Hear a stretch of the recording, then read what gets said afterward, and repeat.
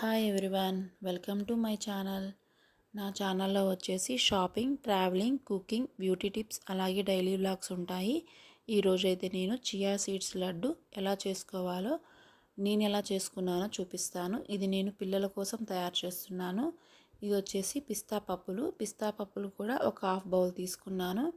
Chia seeds ఒక half bowl తీసుకున్నాను.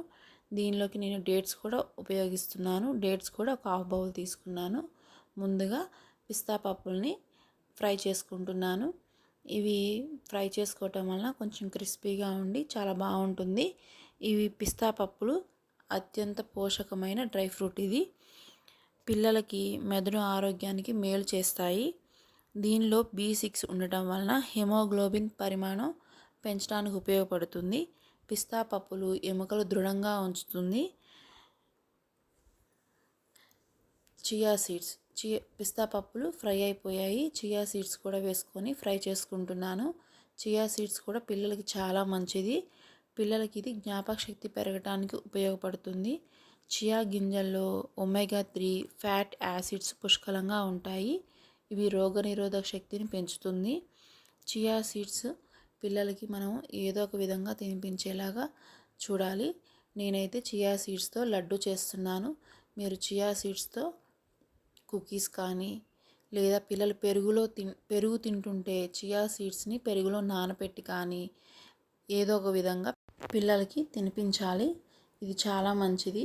పిల్లలకి జ్ఞాపక శక్తి పెంచుతుంది, రోగనిరోధక శక్తి పెంచుతుంది. చాలా మంచిది కూడాను.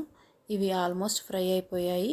ఫ్రై అయిపోయిన తర్వాత వాటిని పక్కన పెట్టేసుకొని అదే ప్యాన్లో డేట్స్ని కూడా హీట్ చేసుకుంటున్నాను. దీనిలో నేను బెల్లం కానీ పంచదార కానీ వాడట్లేదు. ఈ డేట్స్లో ఉన్న షుగర్నే, స్వీట్నే ఉపయోగిస్తున్నాను. ఇలా డేట్స్ని మనం కొంచెం హీట్ చేసుకోవటం వలన గుజ్జుగా వస్తుంది. మనకి లడ్డు తయారవటానికి సహాయపడుతుంది. ఖర్జూరాలు ఫైబర్ ఎక్కువ ఉంటుంది. ఇది జీర్ణ వ్యవస్థకు చాలా మంచిది. దీనిలో కరిగే ఫైబర్ ఉండటం వలన మన కడుపులో మంచి బ్యాక్టీరియాని పెంచుతుంది. చాలా మంచిది. ఇది పిల్లలకి రోజుకొక డేట్ అయినా ఇవ్వటం మంచిది. డేట్స్ కూడా ఫ్రై అయిపోయింది, అది హీట్ ఎక్కింది. ఇప్పుడు మనము చియా సీడ్స్, పిస్తా పప్పుల్ని మిక్సీ వేసుకుందాం. ఇవి ముందుగా వేసుకోవటం వలన మనకి పొడి బాగా ఉంటుంది. ఇవి వేసుకున్న తర్వాత డేట్స్ని కూడా వేసుకోవాలి. ఇవి చూడండి, మరీ మెత్తగా కాకుండా మరీ బరకగా కాకుండా మీడియంగా మిక్సీ పట్టుకోవాలి. పట్టుకున్న తర్వాత ఇలా ప్లేట్లో వేసేసుకొని ఈ ఖర్జూరాలను కూడా మిక్సీ పట్టుకుంటున్నాను. ఇవి ఇలానే వేసాము అంటే మన మిక్సీ అనేది తిరగదు. అందుకని చెప్పేసి కొంచెం వాటర్ యాడ్ చేసుకొని మిక్సీ పట్టుకుంటున్నాను. ఇలా పట్టుకోవటం వల్ల మనకి మిక్సీ ఈజీగా తిరుగుతుంది, మనకి గుజ్జుగా కూడా వస్తుంది డేట్స్. ఈ డేట్స్ మిక్సీ పట్టుకున్న డేట్స్ని దీంట్లో వేసేసుకొని ఆ పౌడర్ని, ఈ డేట్స్ని బాగా మిక్స్ చేసుకోవాలి. మనకి చేతికి అంటుతుంది అనుకుంటే ఒక 2 స్పూన్స్ నెయ్యి వేసుకున్నాము అంటే టేస్ట్ ఉంటుంది, మన చేతికి కూడా అంటుకోకుండా ఉంటుంది. చాలా బాగుంటుంది.